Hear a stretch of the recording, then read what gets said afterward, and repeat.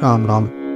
ஆத்மபக்தி channel சார்பாக பக்த கோடிகள் அனைவருக்கும் உங்கள் ராமச்சந்திராவின் பணிவான வணக்கங்கள். தென்னகம் மற்றும் வடநாட்டு குருமார்களின் திவ்ய சரித்திரங்கள் பற்றி இனி நாம் நம் சேனலில் பக்த மகா சரித்திரம் என்ற தலைப்பில் வெளியிட இருக்கிறோம். இந்த மகான்களின் திவ்ய சரித்திரங்கள் அனைத்தையும் நாம் விரிவாக தெரிந்து கொண்டு பக்தி வெள்ளத்தில் மூழ்கலாம். வாருங்கள். ராம் ராம் ராம். பரந்து விரிந்த நமது பாரத தேசத்தில் பல மகான்கள் பக்தியுடன் வாழ்ந்து தம் வாழ்நாளில் பக்தி ஒன்றையே பிரதானமாக வைத்துக்கொண்டு இறைவனடி சேர்ந்தனர்.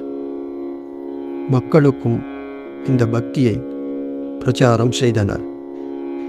இதில் ஸ்ரீ தியாகராஜரின் திவ்ய சரித்திரத்தை முதல் பகுதியாக நாம் காணலாம்.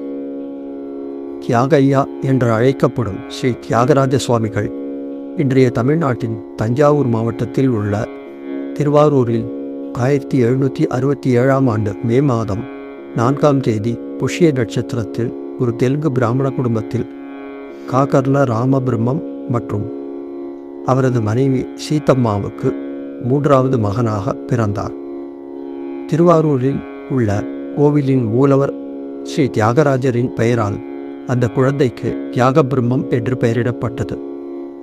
பின்னாளில் அன்பாக தியாகராஜர் என்று அனைவராலும் அழைக்கப்பட்டார் அவர். தியாகராஜரின் தந்தை ராமபிரம்மம் அவருக்கு ராம தாரக மந்திரத்தை சொல்லிக் கொடுத்து தினமும் ராமரை வழிபட கற்றுத்தந்தார். தமது இளம் வயதிலேயே தியாகராஜர் தனது தாய் வழி தாத்தாவிடமிருந்து வீணை வாசிக்க கற்றுக்கொண்டார். ஸ்ரீ தியாகராஜர் ஒரு சிறந்த ராம பக்தர். வேதங்கள் மற்றும் உபனிஷத்துக்களின் கோட்பாடுகள் பற்றிய அவரது ஆழமான புரிதலை நாதோபாசனம், அதாவது பக்தியுடன் கூடிய இசையின் மூலம் கடவுளை உணர்தல் சிறந்தது என்பதை தம் வாழ்வில் நிரூபணம் செய்தவர். நாரதேயம் என்ற இசை பற்றிய ஆய்வுக் கட்டுரையை படித்த பின் அவர் நாரத முனிவரை தனது குருவாக கருதி அவரை தொடர்ந்து தியானித்தார். நாரத முனிவரும் அவர் முன் தோன்றி தியாகராஜருக்கு இசை அறிவை அருளினார். ஸ்ரீ தியாகராஜரால் இயற்றப்பட்டதாக கூறப்படும் 24,000 பாடல்களில் இன்று சுமார் 700 பாடல்கள் மட்டுமே மீதம் இருப்பதாக கூறப்படுகிறது. பல இசையமைப்புகளுடன் தியாகராஜர் தெலுங்கில் பிரகலாத பக்தி விஜயம் மற்றும் நௌகா சரித்திரம் ஆகிய 2 இசை நாடகங்களிலும் இயற்றினார். அவரது 24,000 கிருதிகளில் 5 முக்கிய கிருதிகள் பஞ்சரத்ன கிருதிகளாக தனித்து நிற்கின்றன.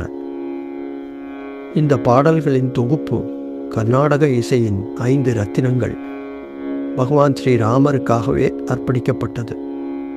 இந்த 5 ரத்தினங்களின் அதிகாரப்பூர்வ பதிப்புகள் தியாகராஜர் இயற்றிய மூலத்திற்கு நெருக்கமானவை என்று கூறப்படுகிறது.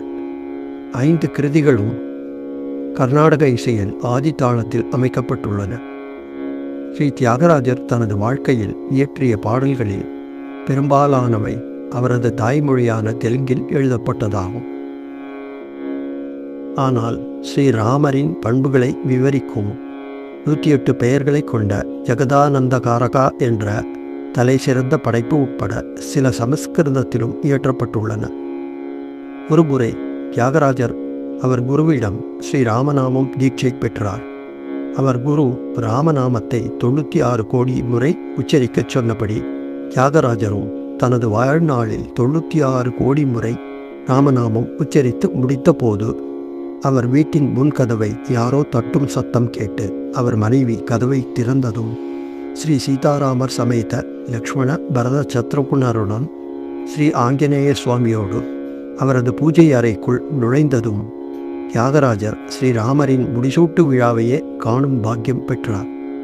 உடனே ஆச்சரியத்துடனும் பக்தியுடனும் நெகிழ்ந்து பால கனகமய என்ற கிருதியை பாடினார்.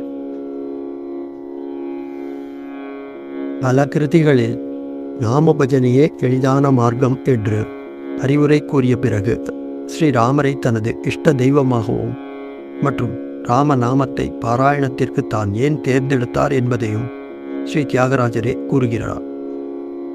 தியாகராஜரின் குரு ஷோண்டி வெங்கடரமணையா அவரது புதிய திறமையை கேட்க விரும்பினார்.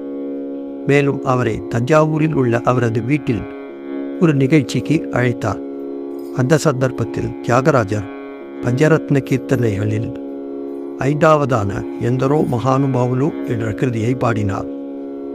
தியாகராஜரின் பாடலில் மிகுந்த மகிழ்ச்சியடைந்த ஷோண்டி வெங்கடரமணையா தியாகராஜரின் பெருமையை பற்றி அரசரிடம் கூறினார்.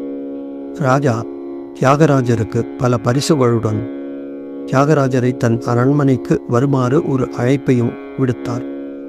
தியாகராஜரோ அரசரின் அழைப்பை முற்றிலும் நிராகரித்தார்.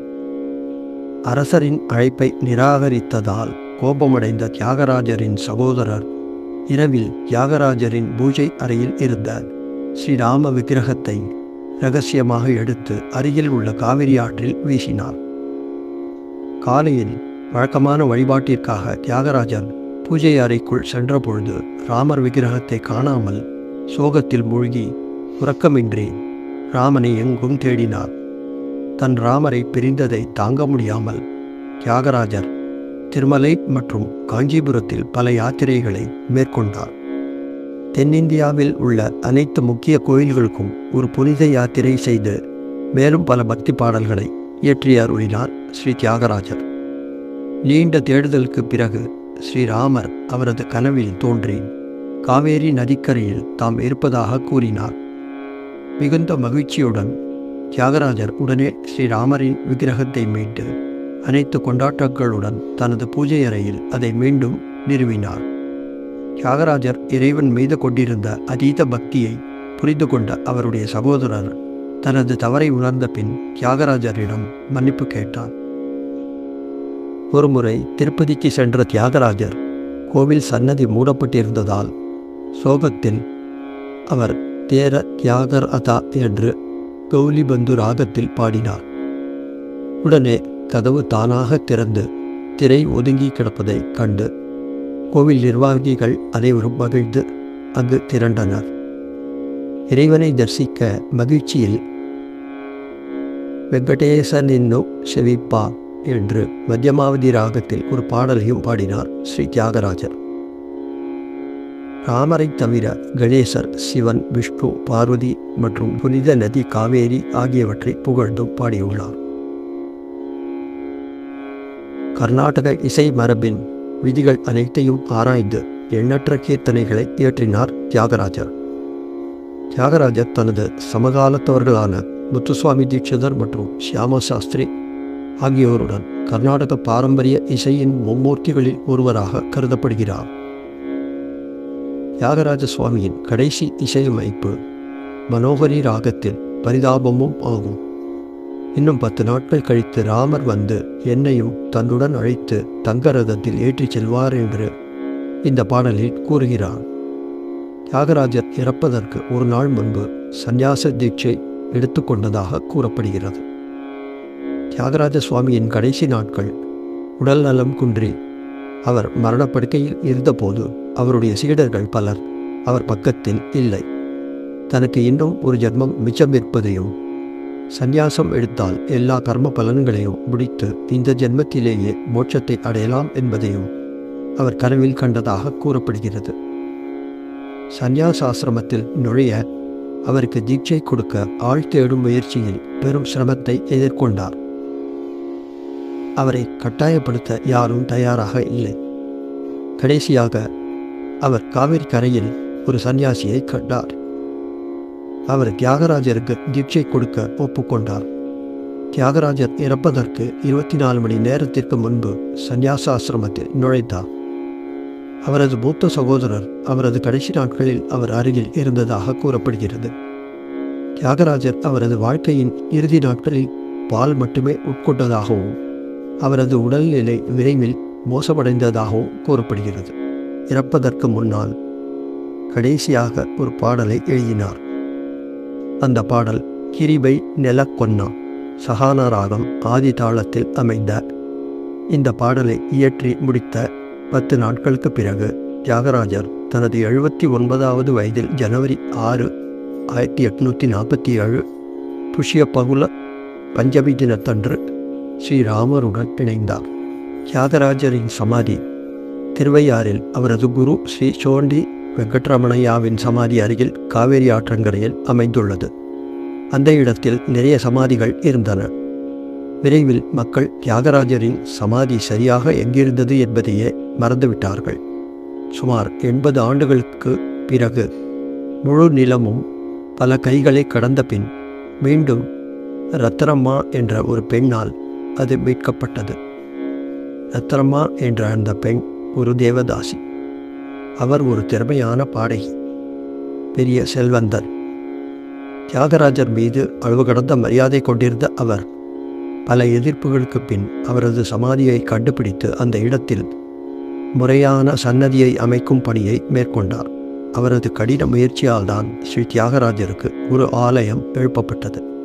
இன்றும் ஸ்ரீ தியாகராஜரின் நினைவாக ஆண்டுதோறும் புஷ்ய பகுல பஞ்சமி தினத்தன்று தொடங்கி ஜனவரி முதல் பிப்ரவரி வரை திருவையாறில் ஸ்ரீ தியாகராஜர் ஆராதனை நிகழ்ச்சியில் அவரது கிருதிகள் உலகம் முழுவதிலுமிருந்து பல்வேறு கர்நாடக இசைக்கலைஞர்களும் ஒன்று கூடி பஞ்சரத்ன கிருதிகளை பாடி தியாகராஜருக்கு அஞ்சலி செலுத்துகிறார்கள். ராம ராம ராம ராம ராம ராம.